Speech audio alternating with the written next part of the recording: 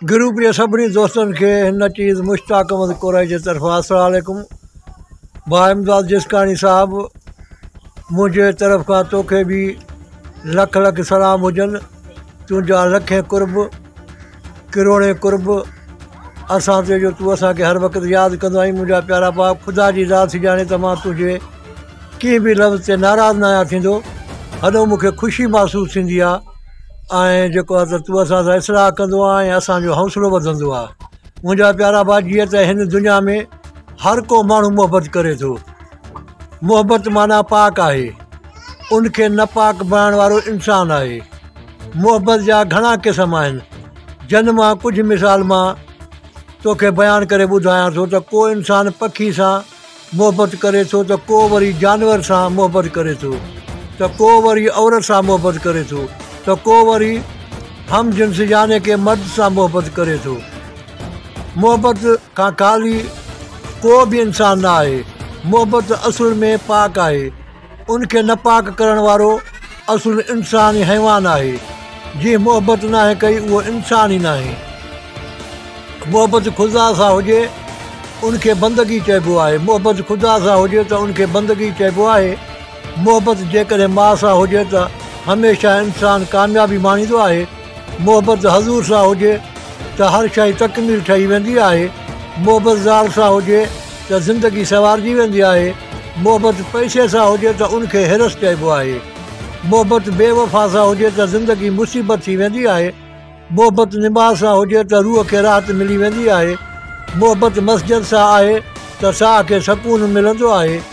मतिलबु त मोहबत जे दम सां हीअ दुनिया हसीन आहे। जे मोहबत न आहे त कुझु बि न आहे। बकौल कंहिं शाइर जे मोहब्बत के दम से ये दुनिया हसी है, जे मोहब्बत नहीं है तो कुछ भी नहीं है।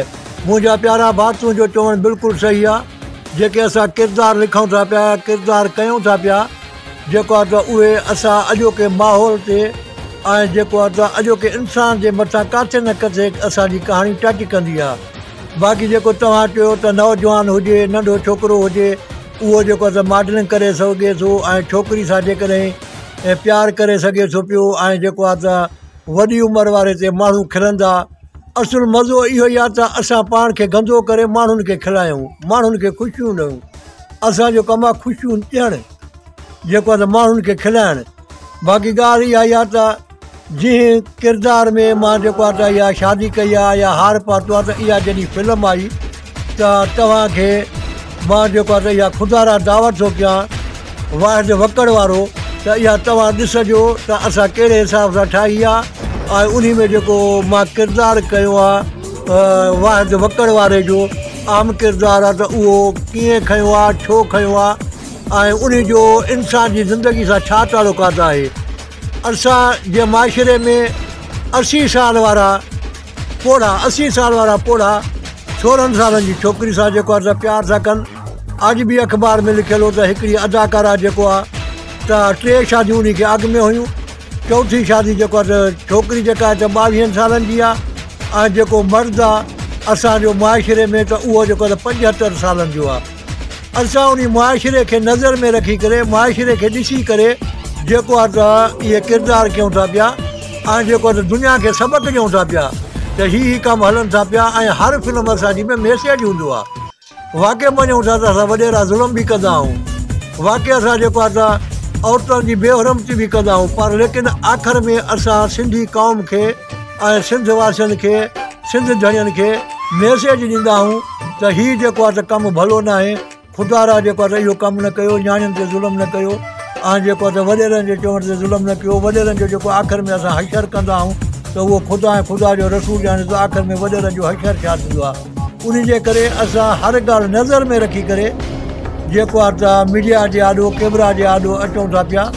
अॻु में असां जेको आहे त पंहिंजे सिंध धणियुनि खे, सिंध वासियुनि खे, सिंधी भाइरनि खे अॻु में तरजीह ॾेई करे बाद में असां कैमरा जे अॻियां अचूं था पिया। असां जेको आहे त हीअ मैसेज ॾियूं था पिया। इंशाअल्लाह ताला ज़िंदगी रही त तव्हांजी असांजी आमूर साम्हूं मुलाक़ात बि थींदी ऐं जेको आहे त मां तव्हांखे अर्ज़ु कयां थो पियो त मां तव्हांजी कंहिं बि ॻाल्हि मुंहिंजो नाराज़ न आहियां ऐं जेको आहे त मां इन ॻाल्हि में ख़ुशि थींदो आहियां। मुंहिंजो ॻाल्हाइणु ॿारो ज़रूरु आहे बाक़ी लेकिन कावड़ असांजे मन में न, छो जो असां फ़क़ीर माण्हू, जेके असां कावड़ कईसीं त पोइ असांजी फ़क़ीरी कीअं हलंदी। अदाकार माना फ़क़ीर, शाइर माना फ़क़ीर। उन जे करे प्यारा भाउ, अलाह तोखे ख़ुशि रखंदो। महिरबानी कुर्ब ऐं दुआनि में सदा यादि रखंदे। महिरबानी कुर्ब।